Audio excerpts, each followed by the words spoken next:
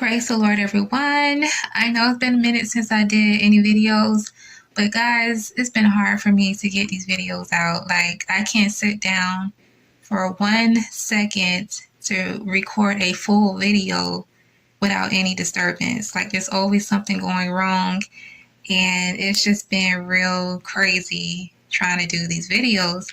So prayerfully, I'm praying, Lord willing, that I will be able to get the majority of the videos out this week. So y'all pray with me.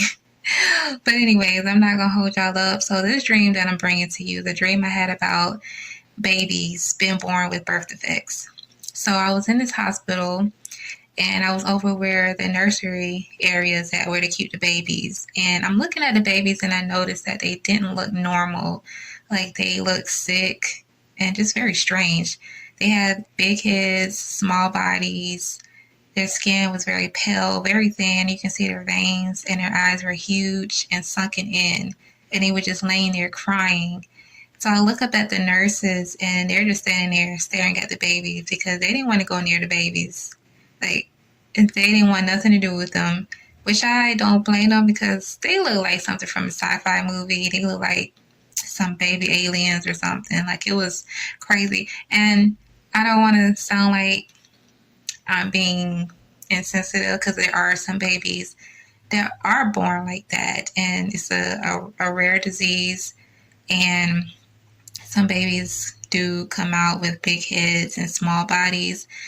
And so I'm not trying to make fun of anybody who probably have kids that are born that way, or a loved one, family member or something. So yeah, I woke up, it was a very short dream, and so I asked the Lord, I said, well, what was that? You know, like why those babies look like that? And then later on that day, a sister did a live video and she was talking about the injectable. And I have to use a different terminology because I can't say the actual word, but yeah, I say injectable. Sometimes I say the abomination. But yeah, she was talking about that, and I was looking at the comments and I noticed that people were saying that they had dreams about babies being born with birth defects, and that some of them, well, most of them were born from women who were injected with the solution. So I was just like, that makes sense. And that makes a lot of sense now. It confirmed what I was asking God about concerning, having babies. And I'm just like, how does this stuff affect babies? And there it goes. I'm not saying all babies that were born from women who were, or who had taken this injectable had babies with birth defects, because some babies did come out healthy. There was nothing wrong with them. Praise God for that.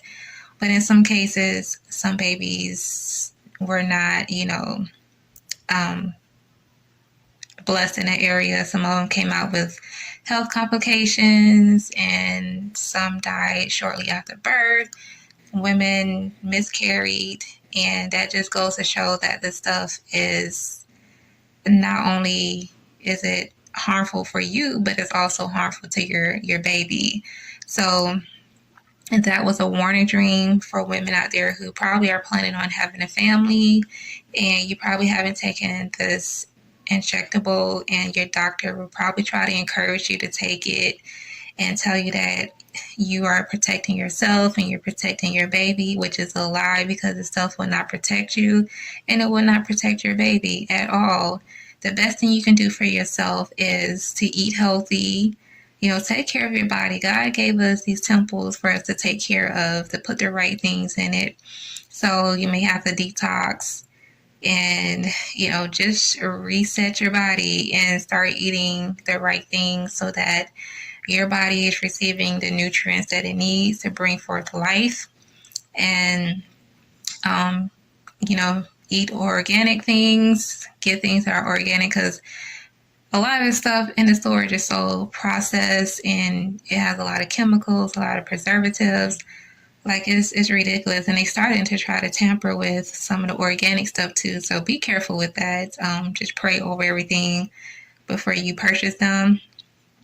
But yeah, and get your husband on board too, because men's fertility is very important as well. Make sure that he's eating healthy and exercising and doing what he needs to do, because them soldiers got to swim and they got to reach and get that, touchdown. So make sure that he's on board with you. Do it together. It's just like this. Just like someone who starts a garden, you got to make sure the foundation is right. You can't plant a seed in unhealthy soil and expect a crop to come from it. It's just not going to happen. It's going to be a lot of problems.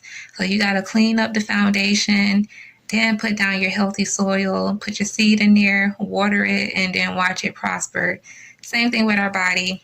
We gotta get rid of all the junk that we have put in there over the years, remove it, and then put the right things in it. And, then life will form and the baby will grow and be healthy, and, everything will be great. So, really think about changing your diet. And also, there are other options like having your babies at home, doing home birth. They did it back then, and you can still do it now if it's, if you can. I don't know what the laws are depending on where you live, but back then women were having babies at home. They had a midwife, and if they didn't have a midwife, the women would come together and help deliver the baby. Sometimes people had personal doctors that would come to the house and make sure everything goes smoothly. Mom and baby is fine. I don't know if they still have doctors that do house visits. I'm not sure if they still doing that now, but I know back then they did stuff like that. And so, think about home birth, and if you feel like you need to have your baby in the hospital, I know some people are not really comfortable with that. The best thing I can tell you to do is go to God and pray and ask Him to give you wisdom and what to do as far as planning your family, planning where to have your baby, who you should trust and confide in to help you bring the baby into the world. You need to ask God to help you with that, because He knows better than we do, and He will not steer you wrong. So it's best to go to God, who is all knowing, and He will tell you what to do. So, just let God lead you in that area.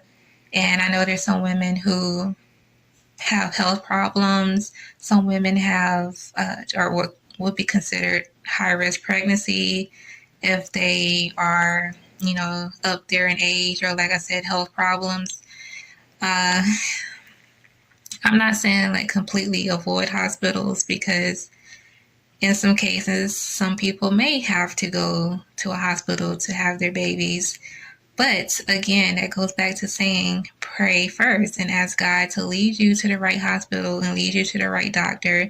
And not all doctors are out to bring harm to you. There are some doctors that really do care about their patients and want to make sure that you get the best care as possible. But then you have some that really don't care that much about it, especially Black women. Black women, we get it so hard when it comes to our health. The healthcare system, and we are failed by them all the time. And I hear about so many stories of Black women who go to the hospital to have their baby and just be neglected and just mistreated. And a lot of them end up dying because they bleed to death, or they have other complications, and they're trying to tell the doctor, like, look, something's not right with me, because we know our bodies. We know when something is not right, and the doctors just kind of dismiss.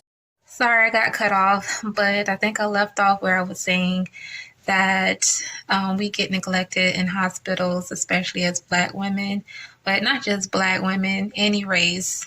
of women get neglected in situations like this. And so it's important that we speak up for ourselves.